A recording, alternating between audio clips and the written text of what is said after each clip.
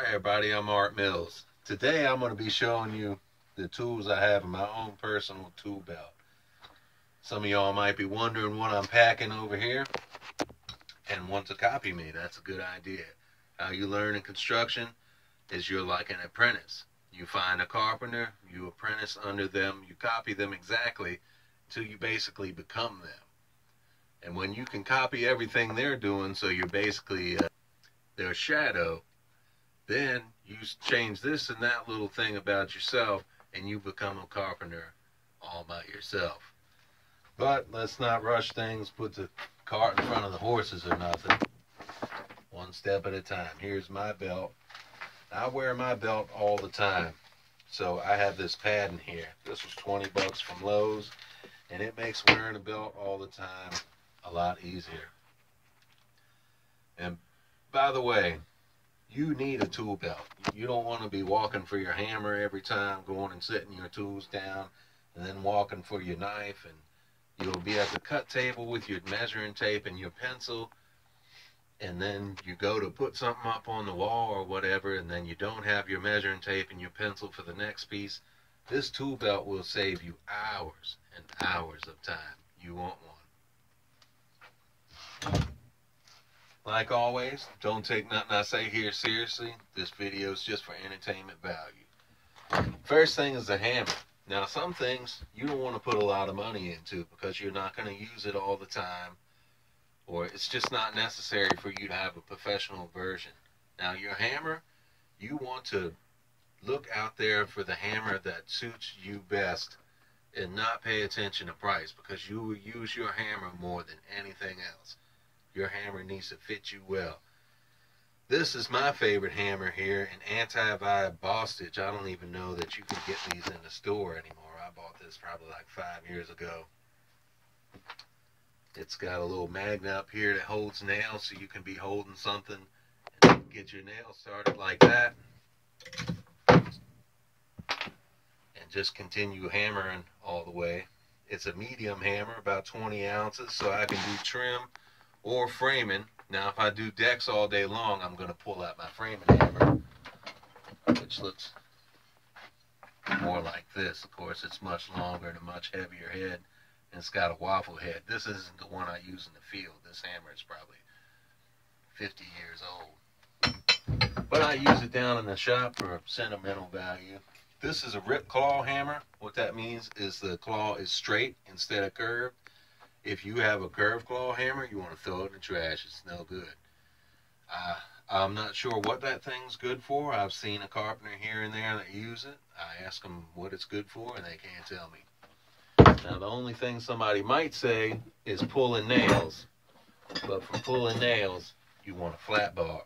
When you buy your flat bar, you make sure it's not all curved up like Peter Pan's shoe. It's pretty much curved like what you see here, a moderate curve. And just to show you, you start pulling nails out with this end, and then you get it with this end for better leverage. Don't start with the hook end.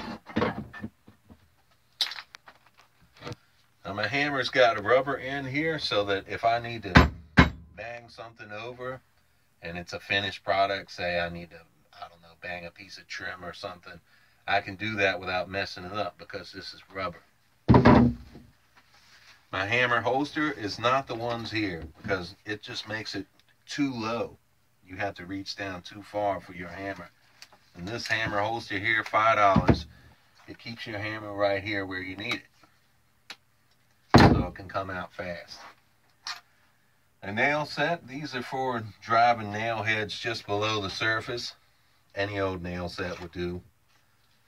This is a ink saw. I-N-K all. In other words, it inks anything, even if it's wet. Now, wet don't work so well, but this thing will more or less mark anything. A carpenter's pencil, which is a big pencil, you pretty much need it to make big marks on things, dirty, nasty, big things that a little school pencil won't do good on. You just need a school pencil for when you're doing trim or whatever, because the mark has got to be more exact. You see how big the lead is on this big carpenter's pencil and how much smaller it is on the school pencil.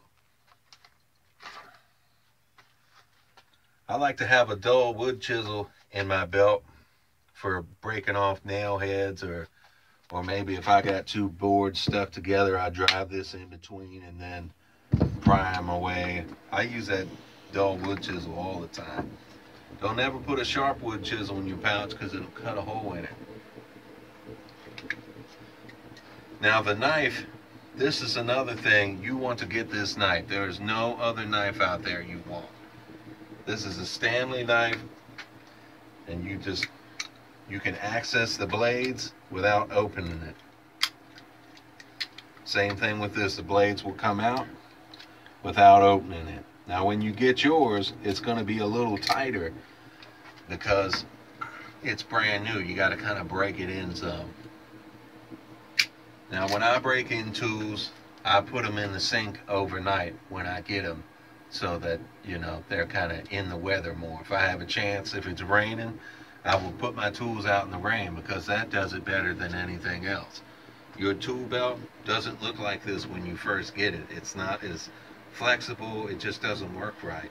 Put it in the sink overnight. If it's raining, the first time it rains after you buy it, leave your tool belt and all the tools in it out in the rain on the back deck where no hoodlums can see it, so the rain can season it in and break it in.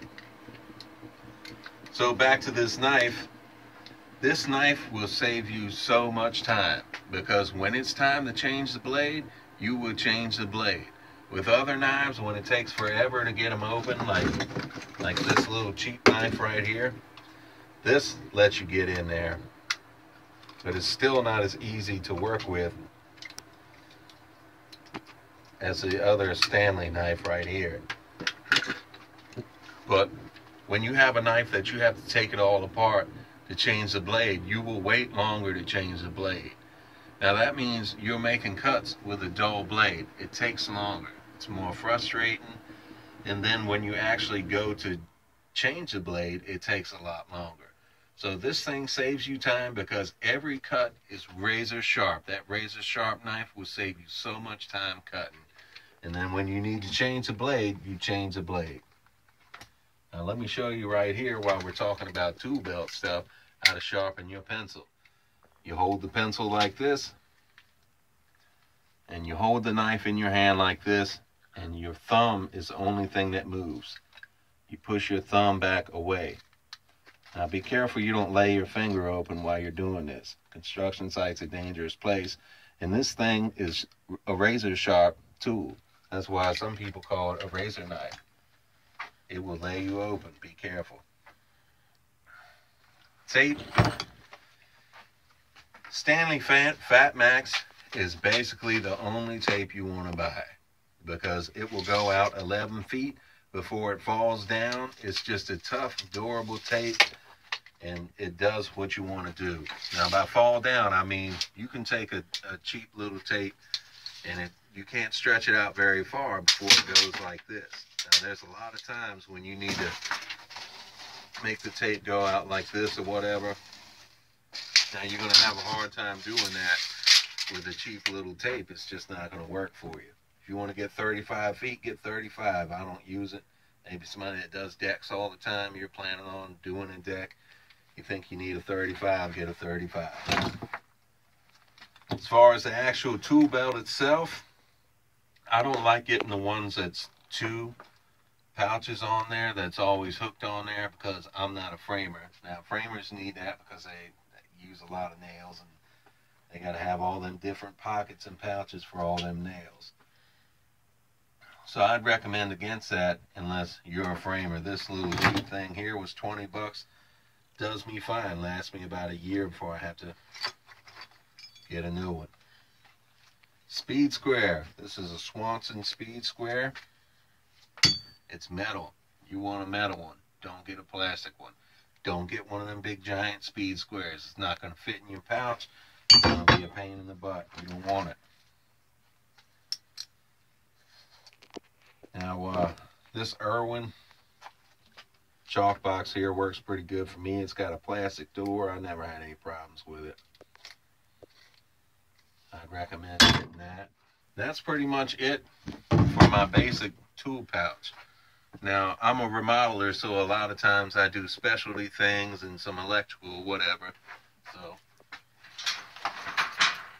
I'm going to show you my secondary tool belt that I use for specialty things. It's basically an electrician's tool belt. I got this because not only do I do electrical things, switches, whatever, fixtures, it also has 1,000 little pockets for, you know, all these little tools that I want. I got the wire strippers, painter's tools, putty knife. I've got this little heavy duty cold chisel here for when I really want to chisel some brick or whatever.